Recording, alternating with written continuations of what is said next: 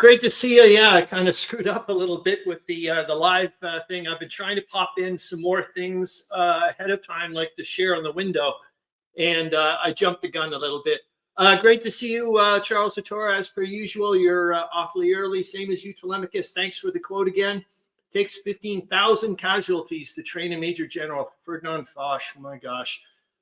Great to see you as well, Harro, Bosma. Brian R. Smith and Meandering Mike. I don't think Zoe Dufour is going to be here again. They're doing like a big couple weekend thing or something like that. Anyways, good to see you guys. Let's see. Let's pop on the narrative straight up. Yeah, Harro, Bosma, due to the fact that I was mentioning to you earlier in the week and you were saying, hey, I was finally watched the rest of the live stream or whatever. Found out that you won by default kind of thing because other people were like, no, I'm just like Brian R. Smith was saying, no, I'm more interested in just competing, really, kind of thing, that type of thing. Oh, hold on here. I don't know what, yeah, Charles Satora was mentioning because I was saying it's, actually, I think we're supposed to get about 10 to 15 centimeters of snow later on. I wasn't expecting that. The garage shed, actually, I was emailing him about some stuff. He popped in a link. We're going to take a look at that for the community contribution stuff. I was mentioning to him too. I was like, it's interesting that it's about a game, and I was like, this week seems actually this live stream seems a bit weighted toward a bit more towards gaming, which is totally fine by me. Great to see you, Willie Marantz. Awesome. I've been waiting for you your ATA. I don't know if you're going to have it this week or not, but. As per usual, we'll take a look and see. We'll look very quickly at the stuff that most of the stuff we're not going to get around to because that's usually what ends up happening, isn't it? So there we are. I did change up a few little things as well as due to the fact that we are coming towards live stream number 100 next week. I was mentioning to you I wanted to do the submarine special. Thanks again, Brian R. Smith. When I reached out to you guys last week and asked if you guys could give me some submarine-related submissions or whatever, some contributions that we could share, that would be awesome. And you did. I haven't seen the pictures yet, but they're going to be posted next week. That's for bloody sure. I can send something in a few minutes. Willie Marans, that I am being a little dink, but I'm going to say it anyways. That would go perfectly well with previous weeks in that you would either send something right at the last minute or during the live stream. So that would be perfect. That would be just normal. So go for it. And I'll see what I can do. Anyways, the live stream fact checker and interesting tidbits. Yeah, please let me know what you've been up to this week. This is interesting. I was thinking about this week when I was looking at it. I was like, because we're getting at the end of 1916 here. And I was like, okay, I wouldn't mind doing like a year roundup, like a roundup of what the heck's happened this year. Let's be honest, a ton of stuff has happened this year. It's nuts. Actually, I ended up thinking, oh, hold on here. Man, Mike says, I can't find any of my sub games in my stacks of games. They're all below the surface. You're, oh God, you're evil. But a good evil. Anyways, and I was thinking, they're just, I was like, we got to look at like a global map or something because there's just so many events that occurred in 1916. It's invariably we're going to miss some of the things, but a ton of stuff. I was just thinking, like, you just even look just like over at like the British Isles, you got the Irish Rebellion. I don't know if you can see that, but there's a book over here. I actually picked it up at the thrift store this week. It's called 1916. It's a novel of the Irish Rebellion. I was like, bonus. Brian, I'm just looking at some other stuff here. Charles Satora, I'm looking forward to France. Yes, I would like to see him do that as well. More towards Dr. Horrible than Dr. Evil. Okay, excellent. Yes. That whatever. Anyways, let's go. So that's where I'm popping this here. Is the Russian offensive in the Caucasus in early 1916. Remember when they were taking Erzurum and so on and so forth and causing a ton of grief. And there was even for a little while they were wondering whether or not they were going to be able to get down and help out the British that were stuck in Kut, which didn't happen. But you know what I mean? They're always looking at the bright side of things, kind of thing. And I was wondering. I was like, the Russian offensive in the Caucasus in early 1916 might be one of the most overlooked and successful operations mounted during the war. I think it gets a lot of attention. And I was like, you hear about the Brusilov offensive and so on and so forth. But let's be honest, that crippled two armies, essentially. That put an end more or less to Russia, and Austria-Hungary never seem to have been able to recover after that, at least as far as I'm concerned. Yeah, I think it's just, that's Leo. It's the first, I think it's the first time I've ever drank coffee actually during a live stream. And Leo is just trying to take a quick sip. I think it was last week. I don't know where it came about, the Zouaves, if it was part of the war summary or something like that, or if it was in the week that was. But I wanted to look them up very quickly. And that's here is where I found it in the wiki entry, that there are a class of light infantry regiments of the French army serving between 1830 and 1962 and linked to French North Africa, as well as some units of other countries modeled upon them. The Zouaves, I think that's how you pronounce them, were among the most decorated units of the French army. So there you go. So this is later on due to the fact of just like, yet again, I think it's probably the same way with you guys going down a little garden path during the week. One thing led to the other. I found out about Kilroy was here mentioning that he was going to do some kind of world premiere thingamajig or whatever this week on World War I strategy games. So I looked at his thing up, and then he had a playlist of like 80 World War I thingamajig. So I looked up that, and then he also mentioned the Guns of August, and that's where you can see over there where it says his Empires and Alliance from Compass Games. You guys have to help me out with this. You guys know more about these things than I do. Is Empires and Alliances from Compass Games an improved version of the Guns of August by Avalon Hill? It seems like I've heard a little bit of alluding to that in the forum when I was looking it up. Hold on here. And Meandering Mike says, Leo doesn't like a decaffeinated coffee. Yeah, well, but he likes the half and half in it. Trust me. Well, it's only 5%, but still. Yeah, anyways, there you go. Charles Otor says, Brian, adding some tokens so I can remember where I left off. Movement comment. Okay, cool. Excellent. Yeah, so I'd love to know about that. And so anyways, Kilroy was here, mentions the Guns of August. And then I was thinking, wait a minute, I remember that Clark Commando 1983, Mark Ruggiero I'd watched his playthrough of the Guns of August, and I thought that was a rather interesting game. And then I was also later on, I think I've mentioned as well, I'm trying to, like you can download the rules on BGG. And I was thinking, wait a minute, I wouldn't mind trying to use some of those rules for my game as far as I'm concerned. And Charles Latour says, I've never played Guns of August. I played the new Compass game, and I thought it was quite good.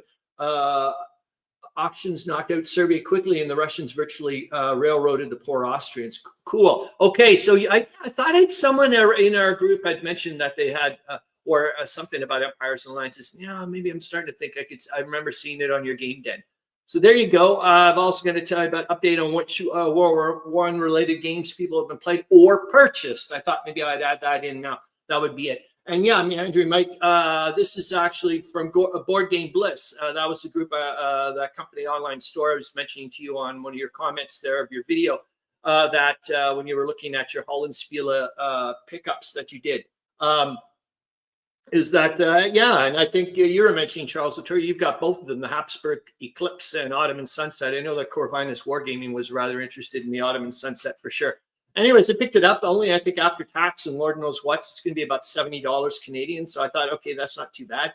Might as well pick that up. They had some other ones, but I thought, I'll wait around. I also picked up France 1914. I think you can get that free through the War Game Vault. I'm not sure, or you can get it on BGG. Maybe it's enlisted in there.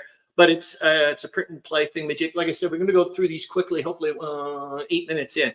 But and then Europe on the Brink, 1914, the July Crisis. That was that thing, the classroom game thing that I was, you know what, I would actually like to try to do something with you guys with that. I don't see why not.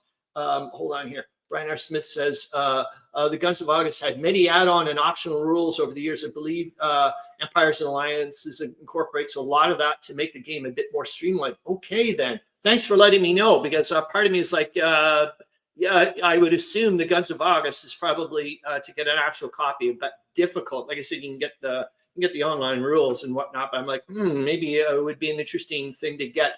Mark Ruggiero, Clark Commando 1983, really enjoys the game. Kilroy was here, enjoys the game. He said he was playing it a ton of time. Anyways, let's continue on. We got 4 trillion things to talk about. Discussion question for the stream. What do you think would have happened if the United States of America had declared war on Germany after the sinking of the Lusitania? And I really mean that, because All Guns of August is relatively easy. Oh, really? I didn't know that. Thank you very much. I had no idea. And yeah, like obviously we know that. Well, right now, if it was back then in 1915, because here I did, I put it in the Treaty of London. Remember, that was the Italians saying, "Yep, we'll join up with you," and that was on April 26, 1915. So that happened before the Lusitania. I'm just trying to look at nations, neutrals, at wondering, oh my gosh, the United States have declared war on Germany. What would that, like, what are we going to do about that type of thing? And Italy declares war on Austria-Hungary on the 23rd of May, 1915. And the Lusitania was sunk on the 7th of May. I think they took off from the States on the 1st or something like that. And yes, I know that in 1915, at that time, the United States are in the thick of it with Pancho Villa or whatever. There's a lot of crazy brouhaha going on down there, as well as they don't really have an army. I remember it took them quite, even when they declared war, which they're going to do pretty soon in April 1917, declare war on Germany and whatnot. It still takes the Americans quite a long time to really start pumping the troops to North America. And that's why it was like a race to the clock or whatever. You know, the Germans were really trying to go, okay, we got to cripple Great Britain before and get them to a settled peace somehow before the Americans can really tip the tide. So there we go. And now we're going to get into this, and I might as well start getting into the trivia questions and whatnot. So, yep, but we're going to still keep on trucking here with the whatevers, which means some people are going to get bingos pretty quick because your cards are starting to fill up. So we had that. And you know what? This week's battle, actually, and we're going to take a quickie look at it with the Wikipedia thingamajig, is that I think I got a lot of interesting gaming potential, for goodness sakes. I don't know if you guys have been looking at the headlines this week, but it was a jaw dropper for me to find out how much fighting has been going on in Athens between the Venizelists and the Royalists and whatnot, and the Entente forces and what. I did not expect it was that much. And yet again, I'm like, there's more gaming potential sitting right there for someone to do something, for goodness sakes. So yes, Harro, Bosma, and it sounds like you were saying, oh, hold on here. I got Brian R. Smith's got another comment here. Empire and Alliances map has hexes are larger, encounters are 9/16 to help the older eyes. Awesome. And yeah, Harro, Bosma, it sounds like you're going to be taking the year electronic subscription to War Diary magazine, which is great. Like I said, I'll go and contact them. Those people are awesome to deal with. I've never had a problem with them. Like even when I've had problems with delivery or whatever, they've been fantastic. So yeah, as you can see, well, here's the points. A few of you guys, I think Tolemykus, Charles Lectora, and William Aarons actually all got a point this week for. I didn't put it in actually. Unfortunately, Jeremy is not coming through today because I didn't put the thing in, but I do have the battle and I can show it for you. It's 1918, number 67, the Battle of Kaniov or something. But hold on here. I think I've got it. Aha, I do. Awesome. So I'm going to stop the screen. I'm going to present the screen, and I'm going to pop in the wiki entry for it because I think it's really interesting. And I'm going to try to bump it up a little bit so you guys can see it there a little bit more. And it's about, well, you can see here in May 11, 1918, between Polish and German army troops. And supposedly this, well, they say here, after protesting against the Treaty of Brest-Litovsk. And then I've also been reading about the Polish Legion. So it was kind of neat. I was like, oh, wow, they bring up these things about the Polish Legions and formerly part of the Austro-Hungarian army. And they decided to resist, to start forming up with the other the thing called Second Corps here, with other Polish legions, like from Russia and so on and so forth. Anyways, and I guess the Germans were like, we're not going to have any of this. And they wanted to go and break them up. And they thought they set off an ultimatum here. You can see here, was surrounded and attacked by German units. Polish units initially surprised, formed on the village of Yemchika and took defensive positions. The Second Corps resisted for about a day. And I'm just, yet again, I'm like, this has got gaming potential. I don't know if anybody's ever done a scenario with this game. It would be kind of neat to see. Hold on, I'm going to go to the comments. I got to go to the banners and I can hide this because we don't need to see that anymore. And I can go to there. Super, really appreciate it, Harro Bosma. You're getting it, man, and I can't wait for them to contact you, because I'm going to mention, by the way, this person won on our show. Blah blah blah. They're going to probably be super duper nice to you, man. By the evening of the 11th of May, the Germans, who did not expect the Poles to put such stiff resistance, proposed a ceasefire and negotiations. With supplies running low, the Poles accepted the offer to negotiate and eventually agreed to an honorable capitulation. This is the neat thing, is that yes, the Germans did, I guess, was a victory, but look at this: 1,500 dead and 273 wounded, versus about a few dozen killed and 150 wounded for the Polish troops. I just thought that was rather interesting. I'm going to stop the screen, and then I'm going to. Why did it do that? Oh darn it! I don't know why it keeps doing that. That's a real bummer. So we've done that. Now we're going to get into the who or what am I. Hold on, I got to get to the. I'll put it. I'll go back to the narrative here. There we go, and a bit of both. I think that's how we do it. And here we go. Yeah, I'll start with the who or what am I in World War I, and away we go. And we'll continue on with the taking a look at all the funky stuff. So hold on here. And here's your first clue. I could be found on every front, including the home fronts. Who or what am I? So there you go. And remember, if there's anybody new, because I don't know if there are anybody, I don't know how many people watch this thingamajig. You just get even a point for guessing. So there you go. And away we go. So you guys can see that. Yes, the Grog Shed, the Knowledge Company, the First World War gained. Oh my gosh, Tolemykus. Oh, of course, I got to get up my thingamajigs. Hold on here. Meandering right says rats. Yeah, for sure is a good one, but you're incorrect. Hold on here. I gotta. I don't. It's because we're back to maybe I should have just put the regular folk here. It's not like I've got hundreds of people I've got to worry about. That I can have the sheets. Civilians, Tolemykus says, but you are also incorrect. I'll give you your second clue then. There were, and it sounds an awful lot like Meandering Mike would have got this one based on this clue. There were millions upon millions of me, far more than all the combatants from all sides combined. Who or what am I? And yeah, for sure you would think that Meandering Mike probably got it right, but not this time. Okay, so we did that bit, and now I wanted to go and show.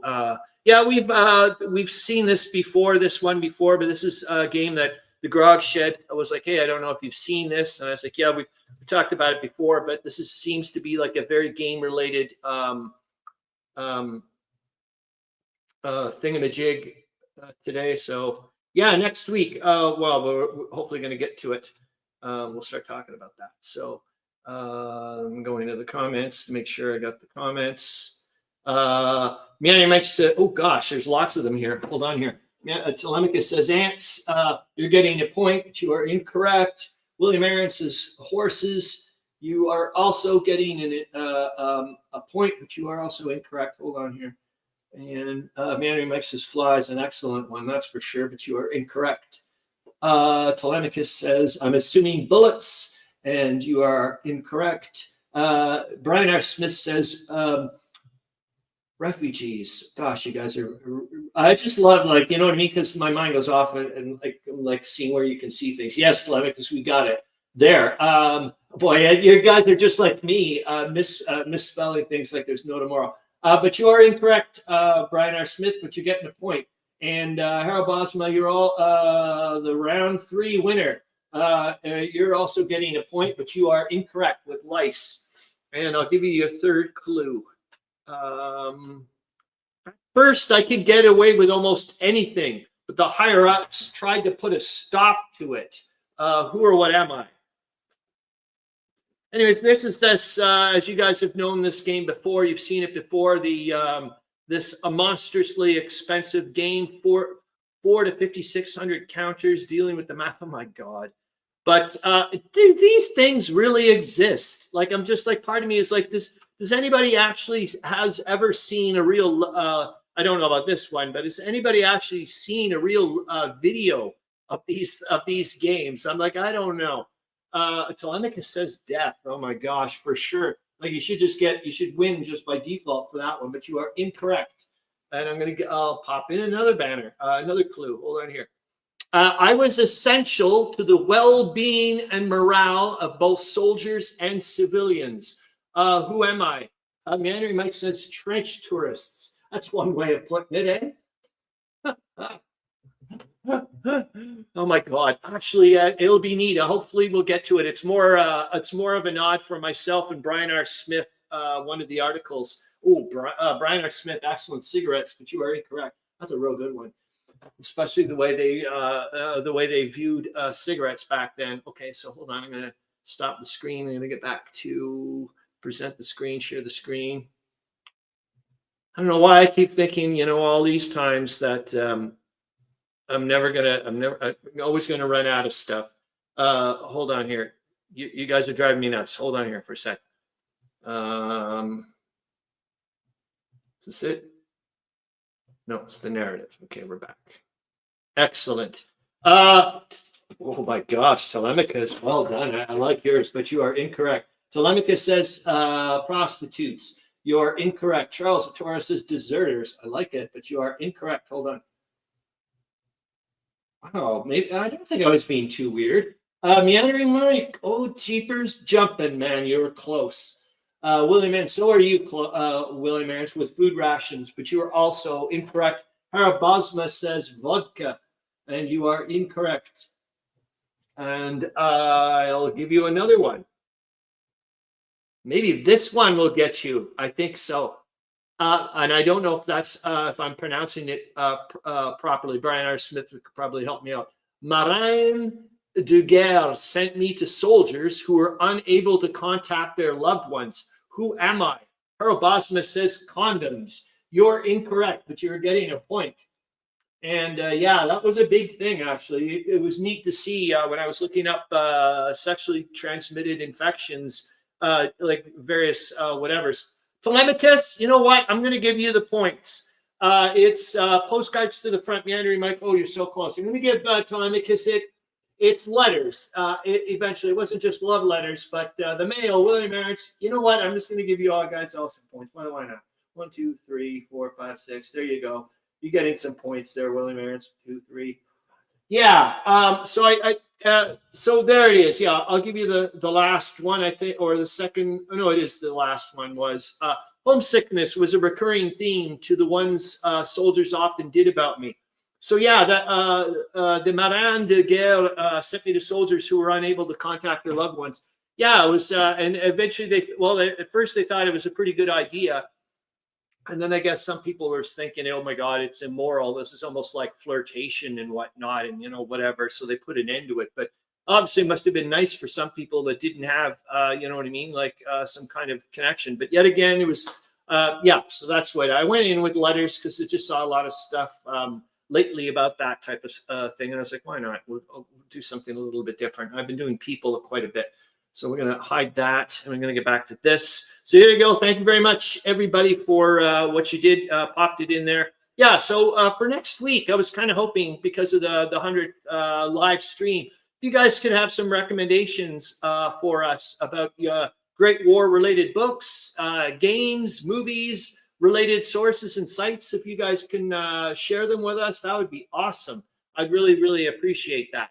And now let's go to the video of the week. Why not? Oh, yeah. And that's another thing I'm going to talk about next week. Remember, I was saying that I was going to be like, I'm sorry, if you don't like submarines, I guess next week may not be a very good live stream for you. I wanted to do like the submarine special kind of thing. And I was thinking for afterwards, I was talking to Zoe Dufour about it as well.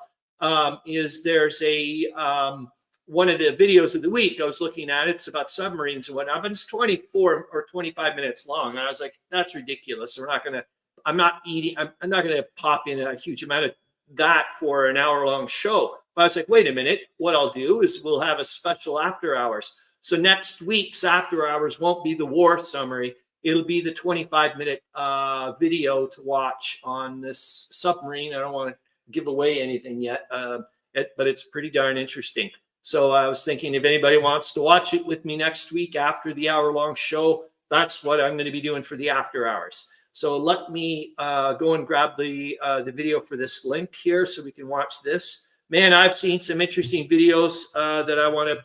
Well, there's going to be another one next week as well, not just the 25-minute one. I saw another one for the submarine ones, which I thought would be really interesting to watch. So hold on here. I got to pop it in here.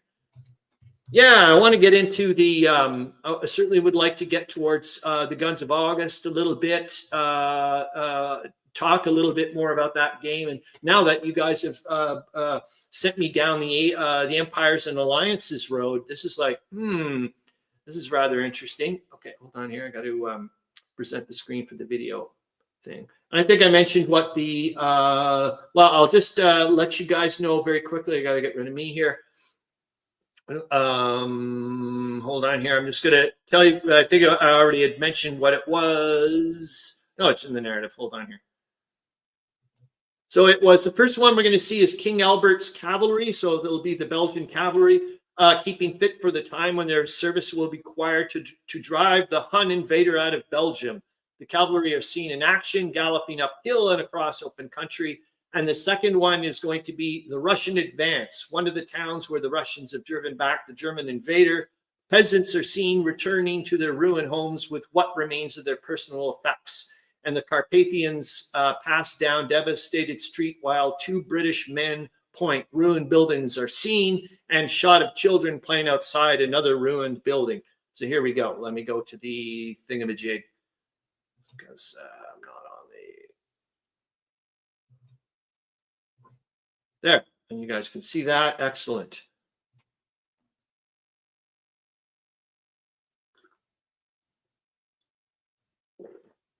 I'll be honest with you. I didn't think this is in Belgium. I didn't realize they had this much territory left. And I'm like, Belgium, I didn't know there was even like a hill. Like the way they were talking about how little amount of Belgium they had. Hey, Gamers with Coffee. Great to see you, man. Hello, everyone. Listening while babysitting. Good to see you, man. Oh, it's neat to just watch the way too the horses kind of like form up and whatnot as they're going whatever. It's the first time I've ever actually seen like a real charge. I don't think it's a very long video. Like I said, I try to make sure it's not going to be like eating up too much time. We're already 27 minutes in.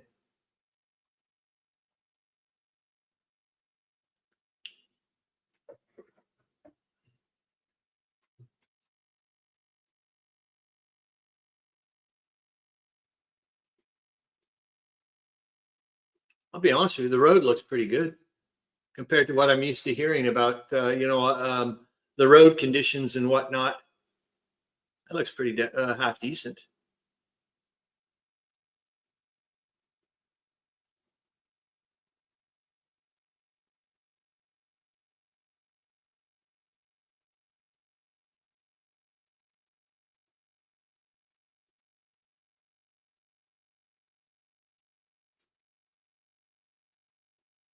A lot of kids. That's for sure.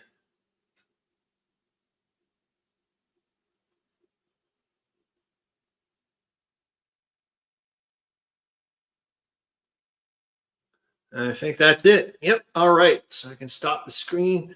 We'll go back to the narrative very quickly so I can see what in the world we should be talking about. Oh my gosh. And there's Ashley as well. Hey, great to see you. Hold on here. I'm not going to pop up the thing back here. Great to see. Hold on. I'm just going to, oops. There we go. Boink. And I'll pop your thing there. And you're at work and the other one's babysitting. So there you go. Okay, so we did that. Now I'm going to get to, we're going to share this a little bit. It's the National World War I Museum and Memorial News. It's more of the educational thing. Hold on, I got to get into the links bit. We're doing not too bad. There we go. Hold on. I'll pop this in.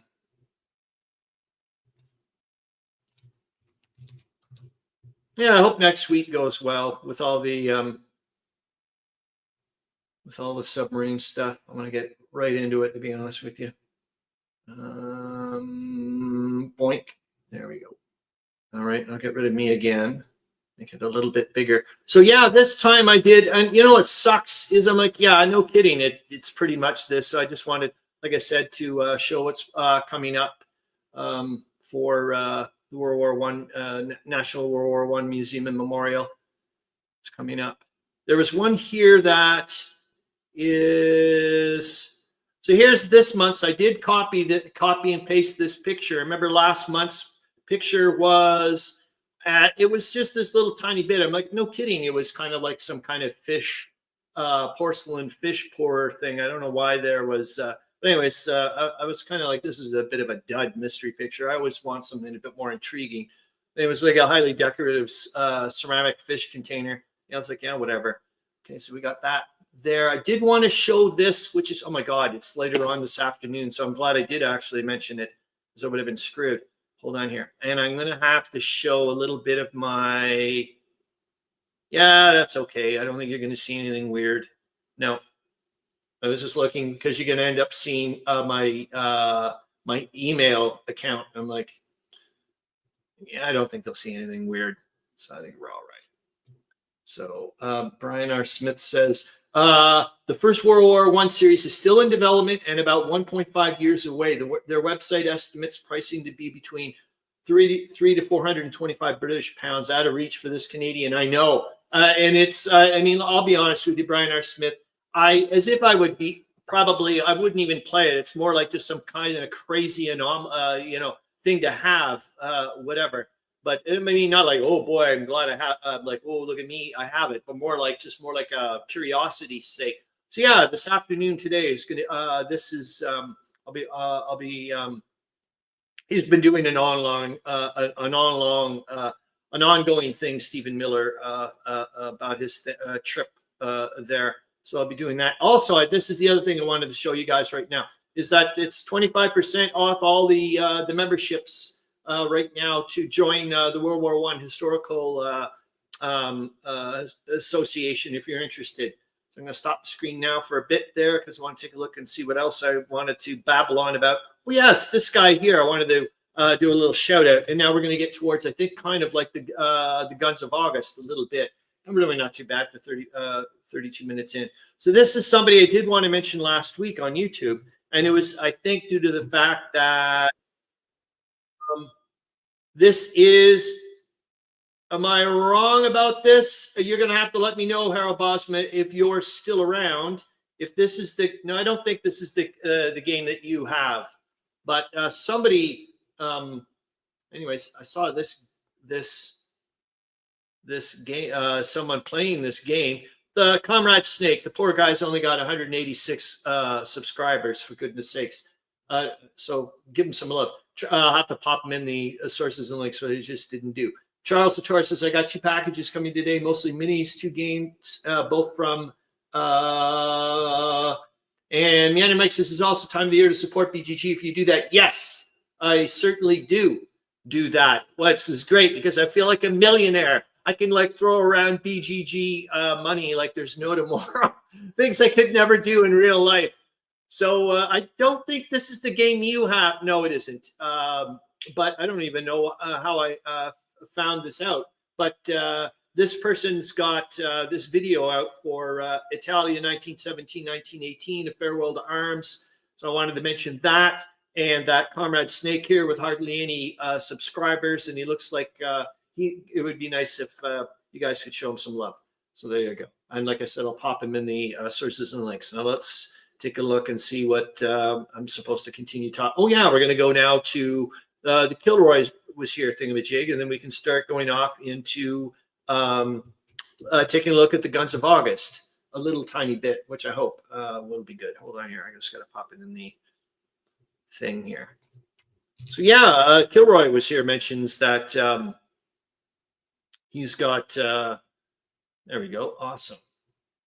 And like I said, he just did a video yesterday on strategic World War I strategic games. So here's his playlist, and I was looking through here, and you can see a lot of. Well, actually, I don't know if you can. Hopefully, you guys can see. Yeah, I think your guys are not too bad. But he seems like he's got. I mean, most of these are like unboxing types. Yeah, I remember watching the the Coronel and the Falklands ones he's done, but he's got a fair amount out here. And there he's got the Holland Spiele one there with Empires of the Sun. Yeah, Meandering Mike, they have that there available at Board Game Bliss. I think you can get for about 103 before tax. But anyways, I wanted to give a shout out to all his stuff that he's got here. And there's the War Diary thingamajig, Harro Bosma, that you're going to end up getting in a little tiny bit. So hold on, I'm going to leave it there for a second because I can go and grab some more things from the thing here, which is, oh yeah, let's take a look. I wanted to, like I said, I always want to throw out some shout outs. So we'll put this in here as well. I can do that here. So this is Gamers with Coffee. They did it a little while ago. I still haven't watched it. I'm pathetic. Wings of Glory gameplay that they've got here. So I'll pop that in the sources and links after the live show, but I wanted to certainly pop that in here. Also, there's been a ton of posts on ConSim World here. Boink, there you guys can see that. So that's why I found out about Kilroy's top 3 strategic World War I level games. And then someone did another thing here about the Longest Trench again. And then Viva Mexico, the Mexican Revolution. I thought that would be kind of neat to take a look at. But there's a lot of stuff here that's just been put in. The last thing was from Camp Sawyer over here, Western Front Ace play. That was been around there. But then I ended up finding out about Triumph of Chaos, which is kind of neat. And actually, we can do that very quickly. If I can find it here. Hold on here. No, it's this one. How to play Downfall of Empires. You guys heard of this game? Looks rather interesting, and it's only 2 minutes long, and it's their subscription thing. So I don't see anybody getting upset for me to show this thing. I don't think they're going to be upset showing me this.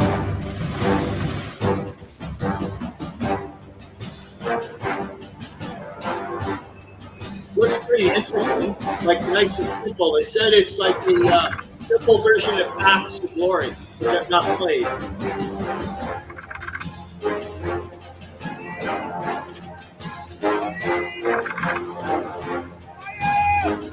Does anybody know about this game?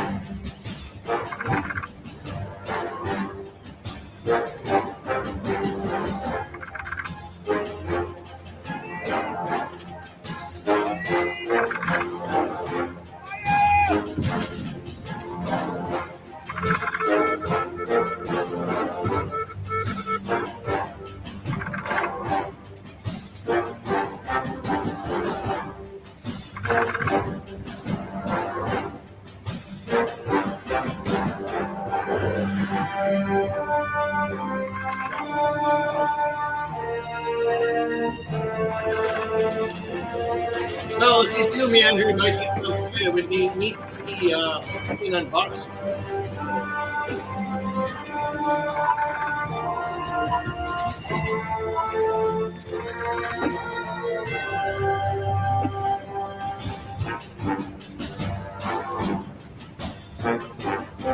Oh my gosh, on a side note, I found out that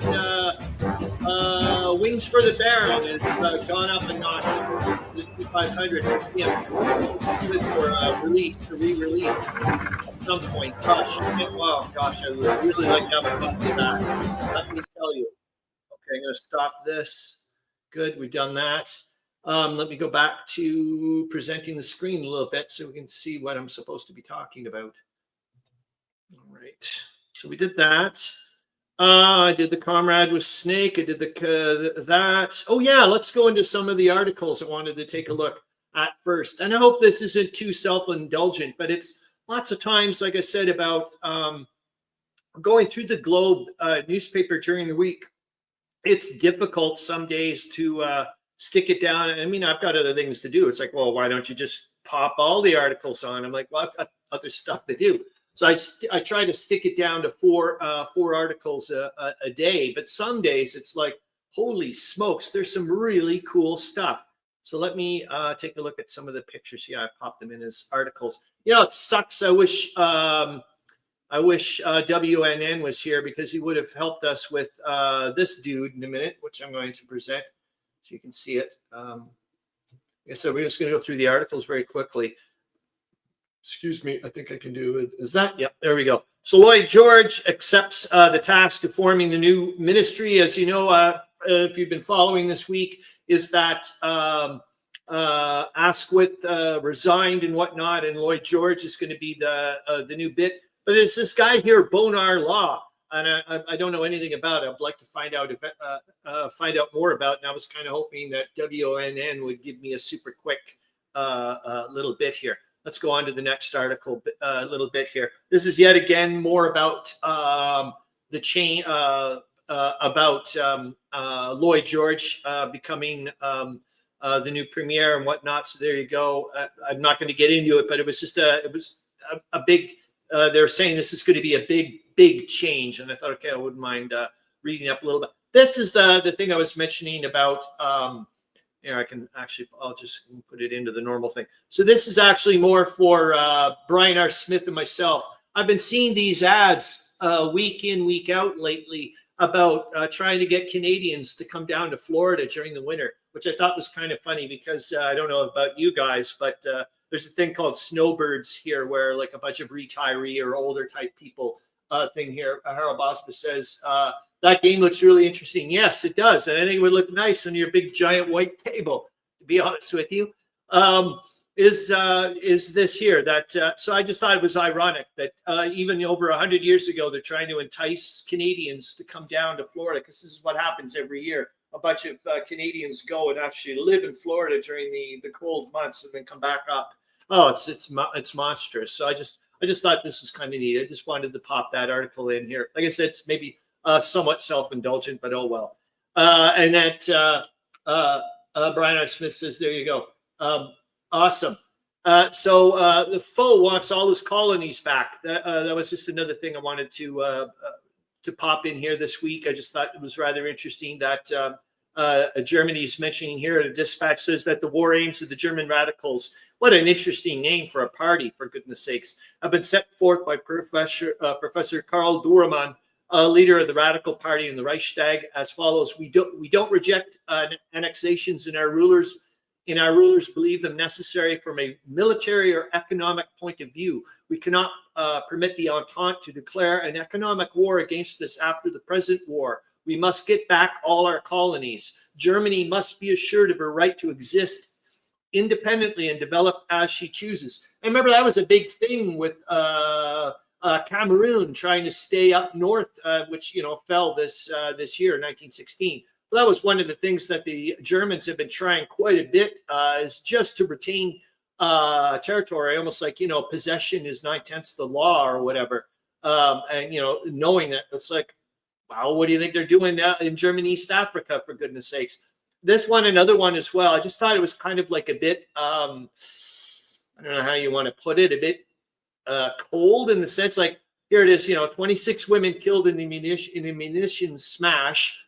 26 women were killed and about 30 injured by an explosion in a munitions factory last night, according to an official announcement, which adds that the effect of the accident upon the munitions output will be negligible. I was like, yeah, but 26 women died and about 30 others were injured. That's not negligible. Jesus H. Christ. But I mean, that's, the way you got to look at things, I guess. So there we go. I wanted to pop that one in. This, I just thought put in, obviously, because we know that Eddie Rickenbacker is going to become a wicked pilot for the Americans in the Great War, and he ends up flying a SPAD-13, which is a beautiful plane. I just thought this was kind of neat that he's mentioned in here about he just won a 150-mile car race somewhere, but I was just neat that here he is over there. And that I've been trying to find out. I have not been able to find out. I haven't looked too much, but I've not been able to find out who this person is. Madame Morasset. She was anyways a husband of some journalist or whatever, and she ends up getting she was executed by the Germans, I guess as a spy, whatever. But it mentions over here, his daughter was of a frank, outspoken character, and he imagines she was revolted by some act of German brutality. She spoke her mind too freely. Gamers with Coffee Ashley says, got to get back to work. Have a great rest of the show. I'll rewatch when I get home. Great to see you, man. I hope we get to see you guys tomorrow. So there we go. We got that one done. Oh my gosh, I haven't even gone into the whatever. Mind you, it doesn't look like we'll be doing your ATA because you don't have one this week. So we're kind of maybe in a good spot. Tolemykus says, I think he was just saying goodbye to you as well, Ashley. And this one here, yet again, I just thought this was kind of neat. Ask Wilson to renew the offer of mediation. A movement was launched in the House of Representatives today to have President Wilson renew his offer of mediation to the warring powers of Europe. A resolution was offered by Representative Lindenberg of Minnesota, a Republican, directing that the Foreign Affairs Committee of both branches of Congress invite the president to take such action. The resolution further proposed that in the event that such action was not obtainable, Congress should then proceed to take such legislative steps as would restrict the supply of munitions, which I thought was really interesting, to the belligerent countries from this country. The resolution was referred without discussion to the House Committee on Foreign Affairs. And is there any other ones? Worst toll in France. This is the last one. The Somme, the worst toll in France, is the way Private Philip Legge, son of Mr. W.P. Legge of Legge Brothers Limited, described it in a recent letter home. The Battle of the Somme, he writes, exacts as horrible a toll from humanity in a day as did the whole Boer War. So I finished that. Let's go to, how am I going to do this?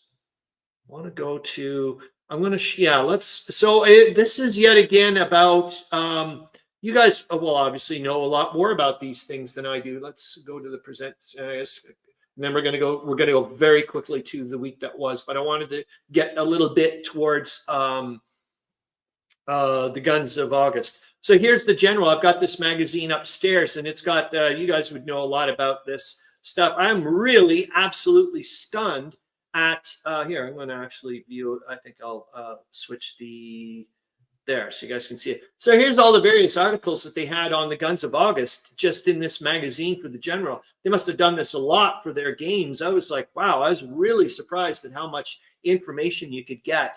And which guy is this? The Decisions of August, and there's another one. And then they've got, just finished reading this one, the Design Analysis. Really, really good stuff. I was like, wow, it's just amazing that this amount of information. I was neat to see the old ads too, like VIC-20 modems and whatnot. I was like, oh my God. But I thought this was, oh, there we go. And then let's go to, hold on here. What was it that I wanted to show you very quickly? I think it'd be in the, yes, maybe you guys would know about this. Charles Atora says, check your chair. My chair? The general has a wealth of information. There you go. Yeah, it is. And then I found out because I was watching, like I said, I went back after taking a look at the Kilroy Was Here thingamajig with the Guns of August and World War I strategic games. I went off to take a watch this morning, the Clark Commando 1983, Mark Ruggiero is hour-long, whatever, on the intro to the Guns of August. And at the very end, he mentions this bit. Excuse me, and then we're going to go to the week it was because we're running out of whatever time.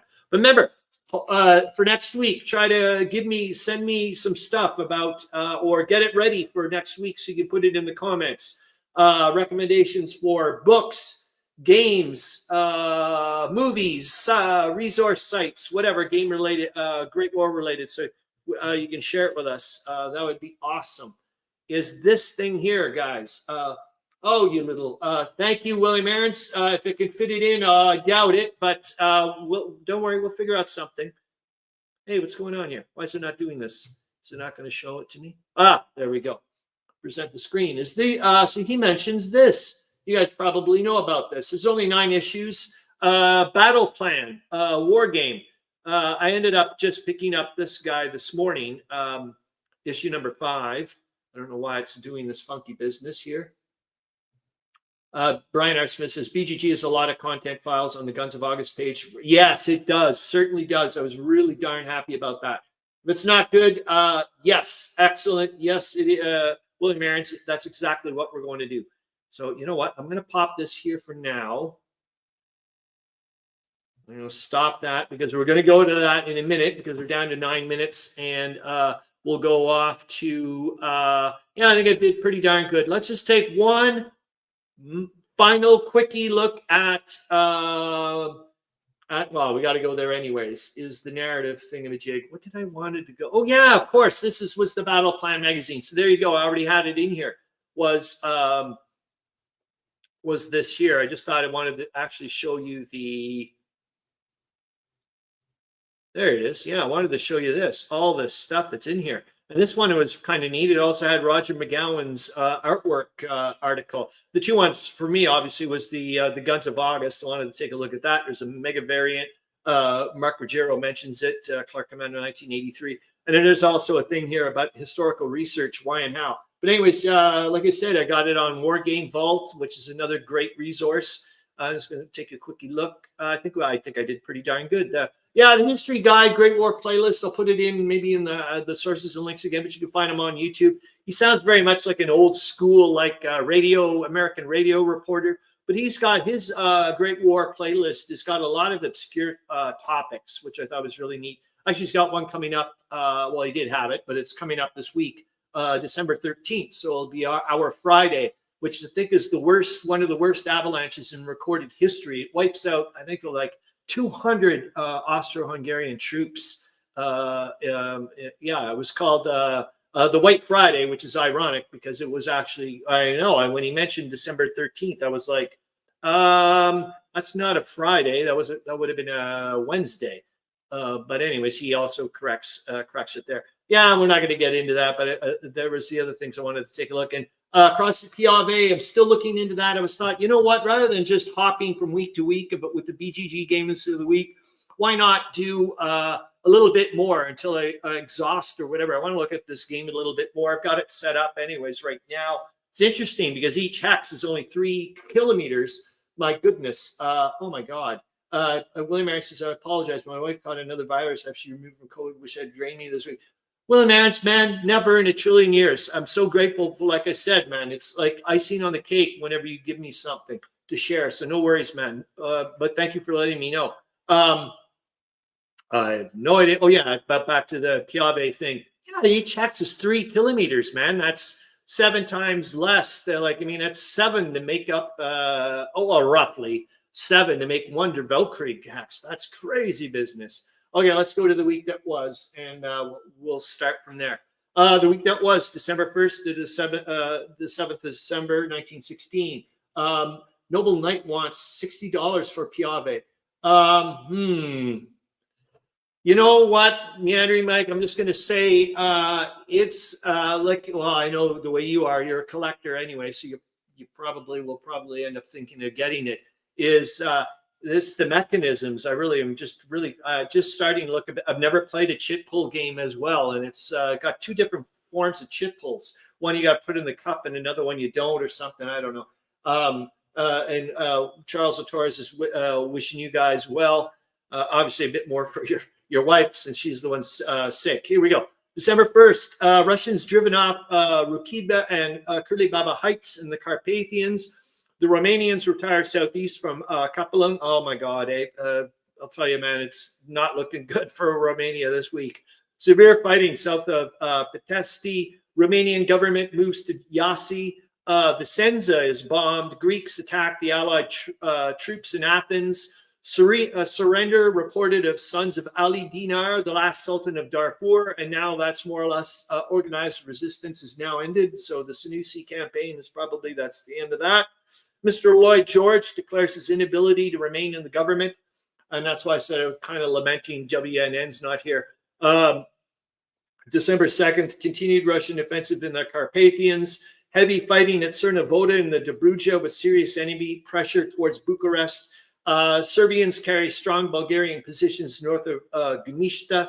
The Turks assist the Bulgarians at Ceres and Drama. Armistice concluded at Athens and Allied troops are withdrawn. Embargo on all Greek vessels in Allied ports. Remember, they're neutral. That's all I got to keep saying, man. They're a neutral country. This is nuts. Harro Bosma says, good luck, Charles. Hope she has speedy recovery and do not catch. Well, we know who you're talking about, Harro Bosma. You're talking about William Aarons. Greece has declared a state of blockade. Mr. Trepov, the new Russian premier, speaks in the Duma. Greek government agrees to surrender 8 field batteries. December 3rd, Russians push up the Trotus. I thought for sure when I was writing that, Meandering Mike was going to come up. I've already probably given it to him, but I was like, he's going to probably come up with some kind of snarky comment about the Russians pushing up the Trotus. Oh, brother. Severe fighting in the Carpathian and Moldavian valleys. Romanian retreat southeast and is heavily beaten by Mackinson on the lower Agres. Bulgarians repulse the Russian assaults in the Dobruja. Mr. Asquith decides on the reconstruction of the government. Wage dispute in South Wales settled in favor of the miners. Greek government gives pledges to the Allies. German submarines enter Funchal port. Madeira sink 3 ships and bombard the town. Portugal outrages against Venizelos at Athens with 1,300 French troops landing at Piraeus, but subsequently re-embark. December 4th, fighting in Stanislaw and Tarnopol. Russians capture Pete commanding Jablanica Pass. Struggle continues around Bucharest. French and Serbians advance eastwards of Monastir, slowing down of hostilities in Athens with the Allies continuing to re-embark. Great aerial activity on the Tigris front. Caledonia on the anchor. Oh my God, on a side note, it freaking blew me away to find out that there was tanks in Romania. They were able to bring tanks already towards Romania. Just like, what? You remember, man, the tanks were only just seen in the Somme just a couple of months ago. And it's like, wow, you've already got them in Romania. That is pretty wild. Caledonia. And on another side note, I just found out today that I didn't even know those 2 ships. You probably know about it, Charles Atora. The 2 gunboats that the British were able to bring up into Lake Nyasa. They brought those up to South Africa and then brought them up by land. I'm like, what the hell? That's crazyville. I know William Aarons, I just found out about the postal strike a little while ago. There's a couple of books I'm still waiting on. That's life. I did order, like I said, Autumn and Sunset today, actually, from Board Game Bliss. And they mentioned that they're just using a third-party deliverer or whatever. And if that's costs more, then I get nailed for it. Caledonia, but so far so good. I only had to pay $10, same as I would pay flat rate anyways. Caledonia, the anchor line, torpedoed in the Mediterranean by submarine with the crew saved, yet Captain Blakey is taken prisoner. I wonder why. The king approves of the construction of British government. Lord R. Cecil speaks on the situation in Greece. December 5th, so we're almost finished. I'm doing pretty good. Reported advance of Turks in Arabia moving towards Yanbu port. Portuguese invested by Germans at Nuala escape over Rovuma River to Nangadi. I think now this is where Leto Vorbeck is saying, we got to get the hell out of here. And that's when he starts going towards Portuguese Africa, as far as I know. Resignation of Mr. Asquith is preceded by that of Mr. Lloyd George. Allies associate themselves, and that's something I really got to find out more about. Allies associate themselves with the Belgian protest against the German slave raids in Belgium. I think I was mentioning that to you as well, Charles Latour. I'm not sure if it was in one of the comments earlier this week in the headlines. But yeah, they did bring a lot of Belgians over, but a significant portion of them actually never ended up actually seeing work. It was a bust. I think this is part of Ludendorff's big plan on trying to really push up military production monstrously to really get, and it doesn't work. But anyways, they give it a shot. Renewed unrest in Athens, enemy counterattacks in the Carpathians. Mackinson's demand for surrender of Bucharest is refused. Not a good idea. Enemy advancing on Ploshetsky oil fields. Romanians abandon the Pradil Pass while a rear guard gives battle on the Aluda. I know it's noon and I should shut up because we're almost finished. I just got to say this though. Whenever I see those old oil fields, it almost looks like those, like they're like wood shingles or something on the towers. Looks so freaky cool. December 6th, Germans gained, like a lot better than the metal ones we see now. Germans gained footing on Hill 302 in the Verdun salient. Much fighting in Volhynia and in Galicia, with action seen west of Lutsk, around Tarnopol and Stanislav and Dornavatra. I know Tarnopol and whatnot. My God, do they ever see? It's back and forth. They seesaw all Great War long. Follow Bucharest, Ploshetsky and Sanea. Orsova, rear guard capitulates with 8,000 prisoners taken by foe. Gosh, it must be weird being a rear guard soldier. I'm like, I don't know. It's like maybe like you're really proud of it, but I mean, it's like you probably know you're going to get killed. I don't know enough, but it just seems like that's what I always hear. You're trying to stall the inevitable. Enemy activity on the Carso is checked. Reciprocal air attacks on Trieste and Aquileia. Hard fighting around Monastir. The royalists at Athens are in control. Cool. Like I said, I just would love to see someone game this. British legation prepares to leave Athens. Further German attacks in Kibata and German East Africa are repelled. Mr. Lloyd George is asked to form the administration. Greek provisional government Salonika denounces the royalist government in Athens as unrepresentative. The British Board of Agriculture is given powers to acquire land. December 7th, Mr. Lloyd George becomes the prime minister. And I was calling him the premier, wasn't I? Germany rejects Belgian protests as unfounded. I think even my brain was like, there's something wrong with that. Official complicity in late outrages in Athens is confirmed. The Entente governments announce forthcoming blockade of Greece. Poor Greece. French battleship Suffren reported lost with all hands. There's another one I thought for sure that Meandering Mike was going to mention something about their Suffren on the Suffren or something, but you get the idea of the way I think Meandering Mike's mind works. Sir P. Chetwode assumes command of the Sinai Desert Column. Continued heavy fighting in the Monastir region. Action south of Ceres. Troops from the Morea concentrating around Athens. Persecution of Venizelists continues. Russians attack in southeastern Galicia, fighting in Oitos and the Trotus valleys. Romanians retreat east on all fronts. Wallachia is completely under enemy control. Foe is checked, however, on the Moldavian frontier, and the French regain trenches lost on Hill 304. I can now undo the thing. We're 3 minutes over, so not too bad. Thank you again, guys. So we're at number 100. Like I said, next week it'll be the submarine special. I'll get your stuff, Brian R. Smith, ready to share with other people. And if anybody has some nice little submarine tidbits that you'd like to share with us, let me know. But like I said, get your thinking caps on about recommending books, movies, games, that type of stuff would be wicked. So hopefully you guys have a great remainder of your week, a great week as well. Hopefully you get some gaming in. Hold on, I'm going to pop in my, I'm going to go to the playlists, make sure that I'm in there. I can actually share you guys now. I think it's okay to do that. But I will, yeah, I'm going to vanish. So yeah, I'm not going to boink. So there you guys can see that. All right, so that's it. I'm about to hit the funky button, and that's for number 99 here. And that'll be that. I'm going to mute myself, and like I said, I hope to see you guys in a week, and it'll be for number 100. And hopefully we have a fun, enjoyable time. And Harro Bosma, I hope you look forward to getting an email from War Diary Illustrated. All right, see you later, guys.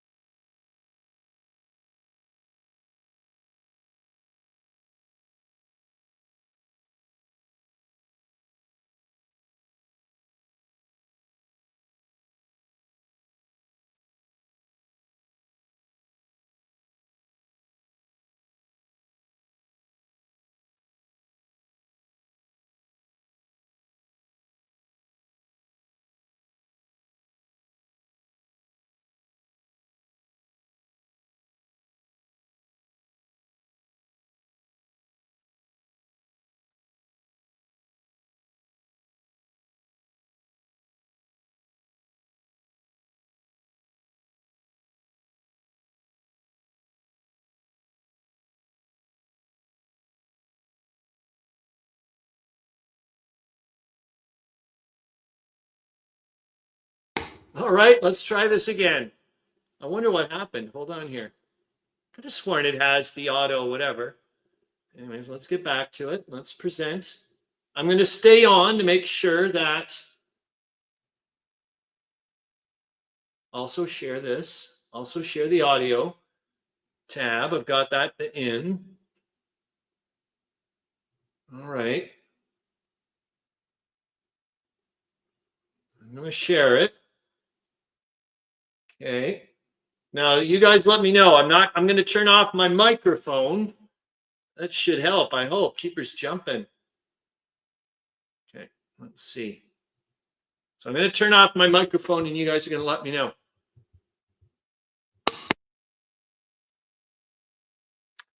All right, the war summary for live stream number 99, December 1st to December 7th, 1916. Let's see how this goes.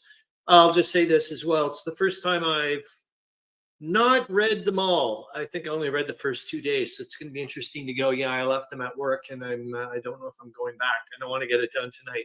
Anyways, here we go. The German heavy artillery is today within range of Bucharest. Late dispatches from Berlin tell of the occupation by von Mackensen's Danubian army of Tosmana, a town only 16 miles from the Romanian capital. In the north, Kimpelung has been captured and the Tortsburg Pass opened, thus making an easier line of communication for the supplies required by von Falkenhayn in his advance on Bucharest from the north. The holding of the Pragil Pass will now become a difficult matter for the Romanians. Should they retire from the Pragil, a direct railway line from Kronstadt in Transylvania by way of the Pragil Pass and the important town of Polotsi will be available for Falkenhayn's army in its advance towards Bucharest. In this region of the Prahova Valley, the Germans will secure many oil wells. A Bucharest dispatch states that the Romanian troops have made headway in the Prahova and Buzău valleys where there has been violent fighting. Hold on, I'm going to try to turn the light off. I'm getting just horrible contrast. See if that works. The first intimation that Bucharest may be defended comes in the form of a dispatch, the Berlin locale Auzinger. The dispatch states that General Berthelot, the French military strategist of the Romanian army and the chief of police of Bucharest, have issued an order directing the majority of the population, especially women and children, to leave the city within 5 days. Those leaving will be transported at the public expense to country places. All persons remaining will be employed in military and sanitary duty, and all food supplies will be handled by the government. The stand made by the Romanians against Mackensen's army, which is within striking distance of Bucharest, may be intended to give Berthelot time to put the capital in a state of defense. I think Paul Hederer talked about him, and I don't think that's how you pronounce his name as well. On the Transylvanian frontier, in northern Romania, the Russians are hammering might and main upon the Teutonic defenses of the Curly-Baba Pass. The village of Curly-Baba is now under Russian rifle fire, and a German salient of importance has been captured. A battle is proceeding all along this part of the front, and during the past 2 days, the Russians have taken over 900 prisoners and 13 machine guns. Berlin admits that heavy fighting continues on the Macedonian front with the Allies as the aggressors. It is stated that the Serbs have again been repulsed in an attempt to occupy the summit of Ruin Mountain, northeast of Monastir, where repeated attacks have been made during the past few days. The French official report says that rain and fog are hindering operations. The only event of importance recorded was the bombing of Prilep, the important objective of the Allies, by French aviators. The British losses recorded in November in all spheres of operation were 74,650, of whom 18,632 were killed, 49,063 were wounded, and 6,920 are missing. The proportion of killed to wounded is higher than usual, probably because a large part of the total loss was due to artillery actions. Bursting shell is more deadly than rifle fire. Britain's total losses since the Somme offensive began on July 1st total 488,852. Assuming that a fourth of all who are hit are either killed or fatally wounded, Britain has lost 122,213 men in the Great Struggle, while those not fatally wounded, many thousands will not be fit to take their places again in the ranks. Competent observers state emphatically that the German losses have at least equaled those of the British Army, and that since the Germans have been driven out of their deep dugouts and shelter trenches, their losses have actually been greater than those of the attacking British troops. Unfriendly critics who a few months ago were telling how the British troops were playing safety, leaving their allies to do the fighting and suffer the heavy losses, have been silenced by the Somme campaign. The midnight French and British reports tell of artillery duels at many points along the Western battlefront. The German artillery fire was particularly heavy on the British front between the Somme and the Ancre. South of the Somme, Paris states, the guns on both sides were busy. In Champagne, French gunners caused the explosion of an enemy ammunition depot near Massèges. In the Argonne, a German mine was shattered by French shells. There is in the reports of the Allied chiefs nothing to warrant the assertion that an important attack was launched by the British near Ypres and failed. The affair so magnified was apparently the trench raid already reported by Sir Douglas Haig. Russians carried the range of heights south of Curly-Baba in the battle which is raging along the whole Romanian frontier. The Petrograd official dispatch announcing the capture of the entire range of heights states that the Russian advance was made in the teeth of the most determined counterattacks by the enemy. There is no feeling of despair among the Allies regarding the situation in Romania. The German pincers have so far failed to destroy the integrity of the Romanian army as an organized fighting unit.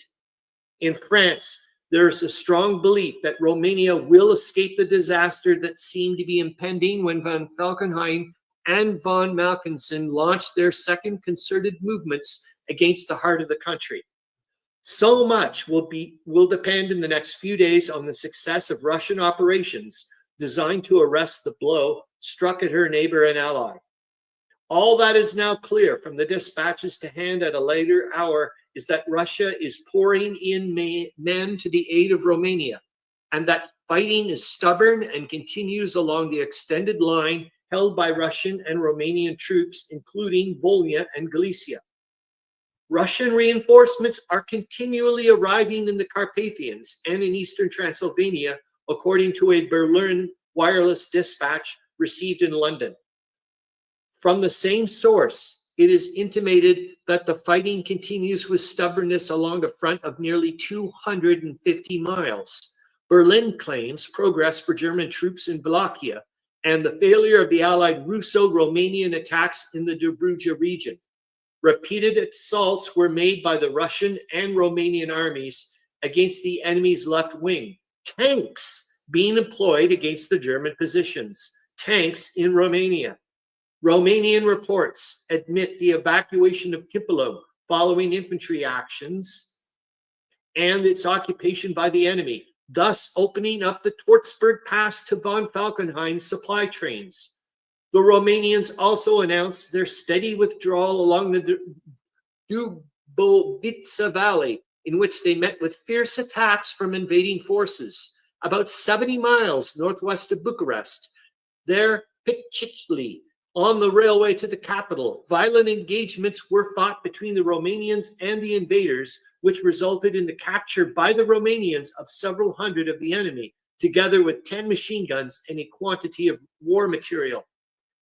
Aid for Bucharest is suggested in the unconfirmed German report appearing in the Cologne Gazette that Russian troops have arrived at the Romanian capital. There seems to be no doubt that Russia is deeply stirred by the knowledge that on her reliance is placed for the support necessary to extricate Romania from the misfortunes of war into which her early military indiscretions led her. It is now well known that the strategy of the Romanian commanders was a sore disappointment to the Allied headquarters staffs.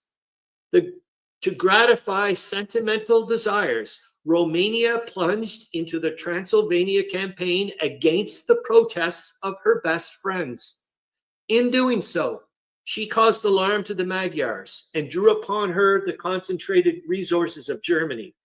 But Russia will not allow Romania to be crushed if it is humanely possible to check the flood of Teutonic invasion. General Brusilov was uttering no empty sentiment recently when he informed the London Times correspondent, speaking with authority, that from the Tsar down to the common soldier, the united sentiment of Russia is that Romania should be protected, helped, and supported in every possible way. I am not speaking for effect, but for my deepest convictions when I state my own absolute optimism as to the future operations on all fronts, says Brusilov. It is not a race between Russians and Germans only on Russian territory. It is a race between the German armies of invasion and approaching winter. The Greek situation was vigorously taken in hand yesterday when a detachment of Allied troops landed at Piraeus, the port of Athens. The landing force consisted of drafts from British, Italian, and French forces. The landing took place without incident. On the Western Front, there is nothing of importance to record. Along the French and Belgian lines, the artillery fire was only moderately sustained. Berlin officially reports a revival of gunfire on both banks of the Somme. The British lines were heavily shelled by the enemy in the neighborhood of Gueudecourt and on both sides of the Ancre. In the other areas, it was a day of trench mortar fighting. South of Neuve-Chapelle, the enemy made a raid on the British trenches, but was repulsed. South of Armentières, the British penetrated the German defenses at several places during the night. In the Persian theater, Turkish troops met with a reverse at the hands of the Russians, who inflicted heavy losses on the foe, according to a Petrograd official statement. On the Caucasian Persian front, the Russian left, after several night attacks on November 25th to the 27th, drove the enemy in complete disorder across the river. Heavy losses were inflicted upon the foe, including the capture by the Russians of 2 mounted batteries, a machine gun, and a great quantity of war material. Germany has failed to achieve her ends in Persia. Russia and Britain have substituted a new compact for the old agreement of 1907 with its 3 zones. The new terms of occupation hold out to Persia the prospect in the not remote future of her rehabilitation on the national lines through the growth of a strong central government. This hope has kept Persia on the side of the Allies, despite the corrupting influence of German gold. Yeah, wait until you see what happens after the war. Victory in East Africa continues to, I'm just going to say you can kiss their promises goodbye. As you know, Persia gets screwed over. Victory in East Africa continues to crown the efforts of General Smuts. A large German force has been captured, and the remnants of the disorganized enemy army is in full retreat. The enemy committed the blunder of dividing his forces, a howitzer among the captured spoil. When hope was almost abandoned, the Romanian field army southwest of Bucharest, by a hurried advance, defeated and drove back toward the south that portion of von Mackensen's army which crossed the Danube 10 days ago and advanced upon the Romanian capital from Zimnița. The enemy were closing in rapidly upon Bucharest when the turn in the fortunes of war came. Berlin admits that the Romanians have made a successful advance on the Agagia River on the front before Bucharest.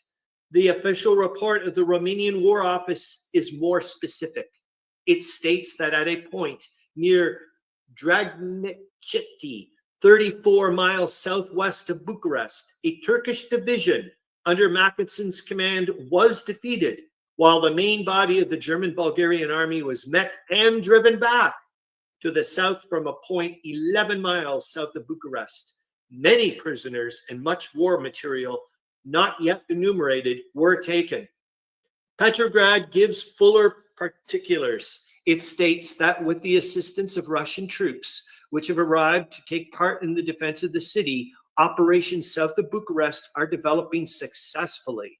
In the action which resulted in the defeat and retreat of the German army, so far as can be ascertained, Petrograd states that 26 guns have been taken. This information clearly points to a battle on a very large scale and a victory for the Russo-Romanian army that will prevent any immediate assault upon the lines in front of Bucharest. Elsewhere in Romania, matters go less favorably for the defense. In the region to the southeast of Pitești, Romanian troops, it is officially stated, have retired before the invading Teuton forces. Berlin states that in this region, the German and Austro-Hungarian troops have gained ground after heavy fighting. As the invaders are still over 40 miles from Bucharest on this northwestern front, the menace is not so immediate as to the south, and the arriving Russian forces will be able to take up positions for the defense of the Romanian capital before the army of von Falkenhayn gets within striking distance. In the north, on the Moldavian frontier, the weight of Russia's vast new army begins to tell. For 5 days now, this force has, to the Hungarian and Transylvanian side of the mountains, has been striving to make its way through the passes of the Carpathians to the Hungarian and Transylvanian side of the mountains. Berlin asserts that the Russians have attacked the key heights of the range repeatedly with great storming parties, but always without results, and that the artillery fire of the Teutonic forces has made large gaps in the masses of the attackers. Hundreds of prisoners, it is stated, have been taken to the east of Curly-Baba and in the Trotus and Oitus valleys. Petrograd, reporting on these actions in Transylvania, states that the advances of the Germans in the Curly-Baba region were repelled, and that the Russian troops, having crossed the frontier in the valley of the Trotus, made successful attacks, after which they occupied the village of Asul and Sulti, capturing 800 prisoners. The pressure of this Russian advance into Transylvania, if continued, may gravely embarrass the armies of von Falkenhayn, which depend for their supplies upon lines of communication passing through the Transylvanian Alps. A vigorous Russian advance into Transylvania from the east would imperil these lines of communication and force von Falkenhayn to detach no small part of the army with which he is now striking towards Bucharest to defend his supply routes. On the whole, although it cannot be said that the endeavors to capture the Romanian capital by a rush has been frustrated, it has been assuredly been checked for the moment. And if Russian troops can be sent forward with sufficient speed to reinforce the Romanian front in the Argeshu Valley, where the pressure is greatest, the capital of Romania may yet escape German occupation. In Greece, the bloodshed of the past 2 days has ceased. King Constantine has agreed to surrender 6 batteries of artillery instead of 10, as requested by the Allies. And the admiral, in command of the Allied troops in occupation of certain points of importance in Athens, has accepted this compromise. On the delivery of this artillery, he agrees to waive all question of the surrender of other war material. If the Greek government carries out in good faith the agreement made with King Constantine, the disturbances in Greece will cease, unless the Venizelos leaders, who are charged with taking part in the guerrilla warfare in Athens, are harshly dealt with. Some of them have been arrested and thrown into prison, and it is asserted that they will be tried for treason. In that event, the Venizelists are almost certain to renew the disturbances. On the Macedonian front, there have been several sanguinary actions to the northeast of Monastir. The Bulgars claimed that the attacks by the Entente forces have been repulsed. A statement from the Serbian army headquarters refutes this and adds that the Serbs advanced on the heights of Grunšit in spite of the enemy's strong resistance. A serious loss of French troops is reported in a telegram for Berlin. The German Admiralty states that on November 27th, near Malta, a German submarine sank the French transport Carnac, which it is asserted was crowded with troops destined for Salonika. Inactivity still prevails on the Western Front. Sir Douglas Haig reports a successful trench raid on the Ypres front, which resulted in a considerable number of casualties for the enemy. The artillery of both sides is busy, the German cannonade being heaviest in the region of Les Bœufs. South of the Somme, the Germans have been bombarding heavily the French fort at Ballois or Ballois, but no infantry actions have been reported. Astonishing news comes this morning from London in regard to the situation in Athens, which is revealed by late dispatches as one of extreme gravity. So far as the Allies are concerned, on December 1st, these dispatches say the small Allied force of 3,000 was trapped by 25,000 Greek troops, and after fighting until their ammunition was exhausted, was compelled to yield. The same dispatches indicate that King Constantine is preparing to fight the Allies and intends to attack the Allies in Macedonia. These stories lack official confirmation, but Lord Cecil's assertion in the British House yesterday as to the king being involved in the Athens situation shows that a crisis has been reached. The gleam of hope that Bucharest might be saved from either siege or evacuation, as Paris was in 1914, by the driving back of the Germanic armies seems to have been but momentary. All the dispatches received yesterday indicate a steady advance, not of von Falkenhayn's Northern Army, but of Mackinson's troops from the southwest. The defeat of this part of the invading force recorded on Sunday was changed into victory by the arrival of German reinforcements, with which a renewed attack was launched. The Romanians were once again compelled to retire and have taken up positions north of the village of Gradiștea, 11 miles south of Bucharest. Any further retirement would bring the city within effective range of the German heavy artillery, which is reported to have been in place and to have begun a bombardment.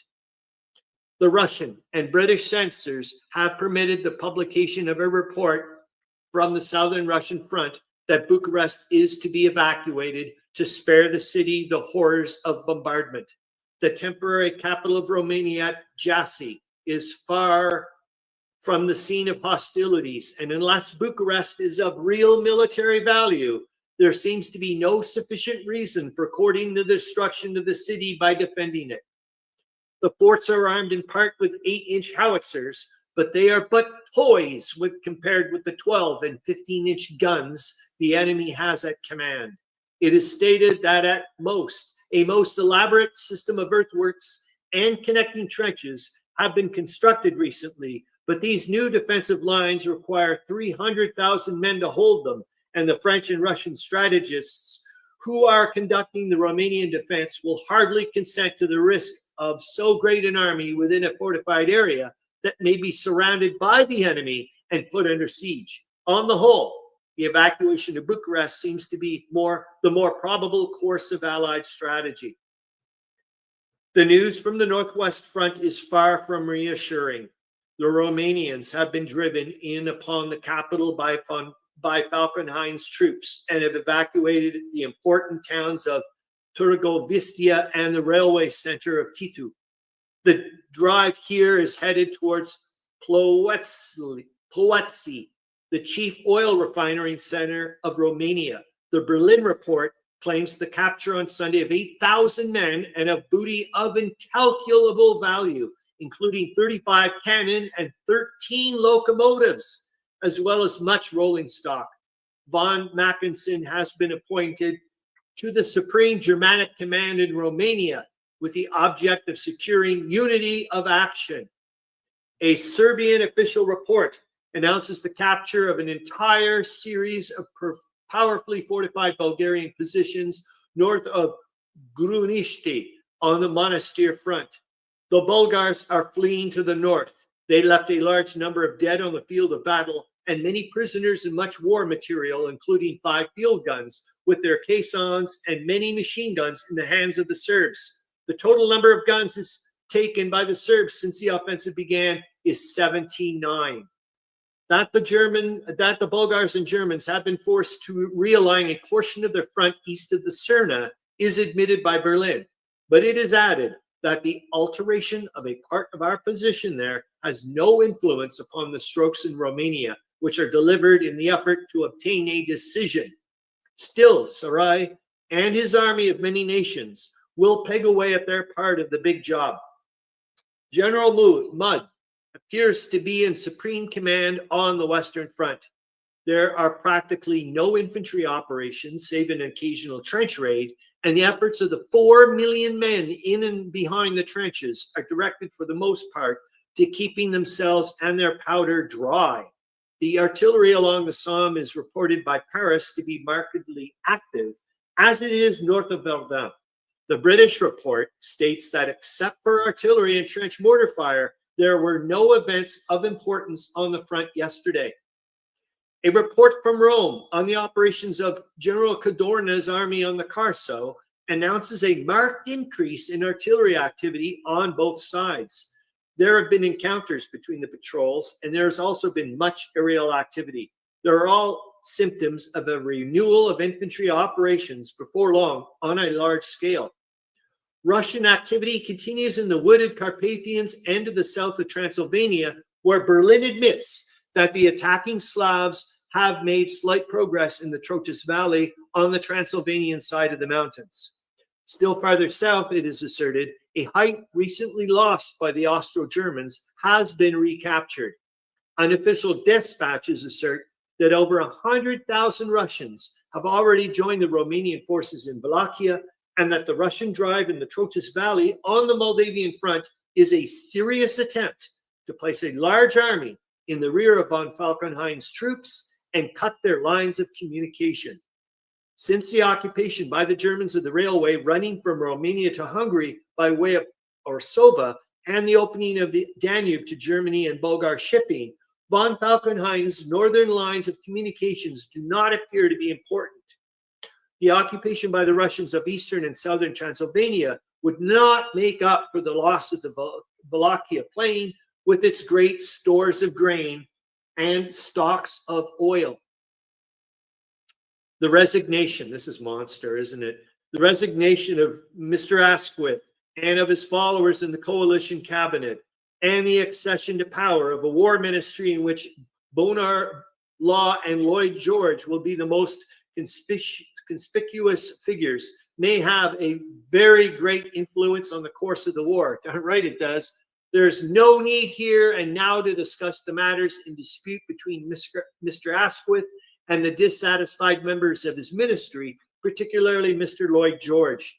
It is charged against the Premier that he came to decisions too slowly, and that he gave the heads of the great departments of state too much latitude, with the result that team play was rare.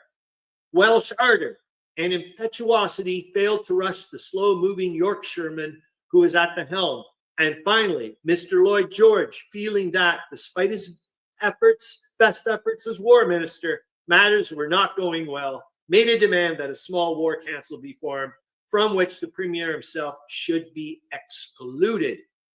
The plain intimation that, in the opinion of Mr. Lloyd George and his friends, Mr. Asquith's presence was a handicap to an executive body charged with the vigorous prosecution of the war, came as a shock to the British people.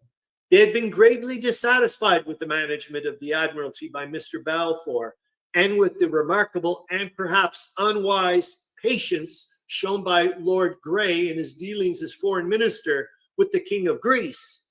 But it was not supposed that Mr. Asquith was so intimately connected with their policies and methods that he would step down with them rather than permit Lloyd George to hustle them out of his way. Until late last night, the impression prevailed in London that the revolt of Lloyd George would end in his defeat, and that the only important result would be his own resignation from the ministry, and that of the Earl of Derby, his undersecretary. That view was a mistaken one. Mr. Asquith, on consulting his parliamentary followers, evidently discovered that the rebels were far, far more numerous and influential than he believed them to be, and that in a trial of strength between himself, Balfour, Gregg, and Lansdowne on the one hand, and Bonar-Law, Lloyd George, Churchill, Carson, and the other speed-up leaders on the other, he would be beaten, notwithstanding the promised support of the Labour Party and of the Irish nationalists. He therefore waited on the king, and in resigning the premiership, which he has occupied with signal success during several of the greatest crises, domestic and foreign, in British history, he advised that Mr. Bonar-Law be sent for to form a new ministry. The inevitable result of the formation of a ministry in which Lloyd George must be the dominating figure will be a shake-up at the Admiralty, the withdrawal of Viscount Grey from the foreign office, and a very much closer cooperation between the various Allied powers engaged in the Balkan operations. The peace talk that comes at intervals from Berlin will be ignored, even though, as the Berlin Tagblatt asserts, the number of Germans who wish to annex Belgium has shrunk recently to almost nothing. The war will be prosecuted with the utmost vigor on all fronts, and departmental heads and officials who have been ties on the wheel will be ruthlessly swept aside. Flies, I guess, on the wheel. Instead of being a two-party government, the Lloyd George ministry will be a no-party government with one objective: the winning of the war. The German advance on Bucharest and on the great oil refining center of Ploiești continues. The Romanians have retired steadily under pressure, but there's been nothing in the nature of a rout. In the region between Bucharest and the Danube, where von Falkenhayn's forces are now opposed by a large Russian contingent, as well as the Romanians, it is reported from Berlin that a victory of importance has been won and 12,500 prisoners taken. The investment or evacuation of Bucharest is a matter now of but a few days. On the Moldavian frontier, the Russians continue their offensive in the Trotus Valley. They have had success in some sectors and have failed in others. Generally speaking, the efforts made on this part of the front have had little effect in hampering the advance of the invaders in southern Romania. The Teutonic troops on the Carpathian border appear to be sufficiently strong to prevent Brusilov breaking through into Hungary and Transylvania. Paris reports a minor attack yesterday by the Germans against the French lines north of Vaux on the Verdun front. It failed completely, and the French took some prisoners. There is still no infantry activity on the British front. Sir Douglas Haig tells of heavy artillery duels on the Luce and Ypres sectors and along the Ancre, and of great aerial activity, which resulted most favorably for the British aviators. The Serbs continue their advance northeast of Monastir. On Tuesday, they carried some strongly fortified positions north of Gruniški. Many enemy dead were found on the conquered ground, including the commander of a Bulgar regiment. This movement may compel the Germans before long to evacuate their lines southeast of Prilep. Berlin declares that figures compiled by the Copenhagen Bureau of Research put the total Allied losses at 15 million. What the hell? Britain has lost 1.2 million men, Russia 8.5 million, France 3.7 million, Italy 800,000, Serbia 480,000, Belgium 220,000, Romania 200,000. Still like, what the hell? As the 15 million, what? It's like, what? As the only Allied power that publishes its losses is Great Britain, there are no means whatever of learning whether Russia has lost 8 million men or half that number. Britain's losses are almost all killed and wounded and include less than 100,000 prisoners of war. There are almost 2 million Russians in prison camps and about 1.5 million of Austrians. The word loss is applicable to these prisoners in a very limited sense. They are lost to Russia and Austria for the purposes of the present war, but when it ends, they will still be counted as part of the nation's manpower. The losses of Russian killed and wounded have been great, but not so great relatively to her total manpower as those of France, Germany, Britain, Austria, or the little nations overrun by the Teuton war machine. And take a break and take a sip of. Well, here we go. It's done. The capture of Bucharest by the Teutonic forces operating in Romania is announced officially. What day would that be? So December 7th. Oh my gosh. Berlin dispatches also, so maybe yesterday, like the 6th, obviously. Berlin dispatches also state that Ploiești, the most important oil refining center in southern Romania, located 36 miles north of the capital, has been occupied by the enemy. Ploiești is a railway junction of great importance, and its occupation by the Teutons will very seriously cripple the Romanian system of communications. There are no details showing the fate of the Romanian troops, which held the lines along the Agreșcu River southwest of Bucharest. I think it's like Agreșcu River southwest of Bucharest. The Turks, who appear to have had large forces on this part of the front, claim the capture of 60 officers, 3,600 men, and 3 batteries of field guns.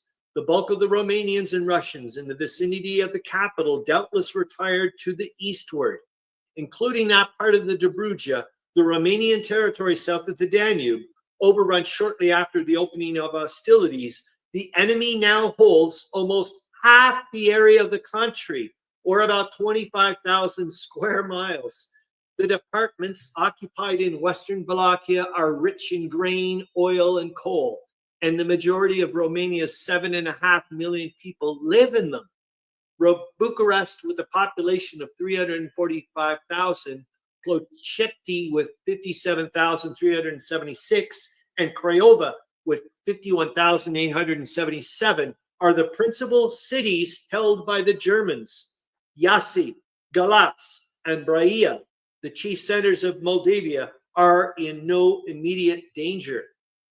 The surrender of Bucharest is no indication of the collapse of Romanian resistance. Sorry, I shouldn't laugh or snicker. The Romanian army, despite its heavy losses during the past 3 months, numbers at least 300. Actually, I think they start doing pretty good in a bit, so I should shush. 300,000 men in Russia has added to the total force estimated at 100,000.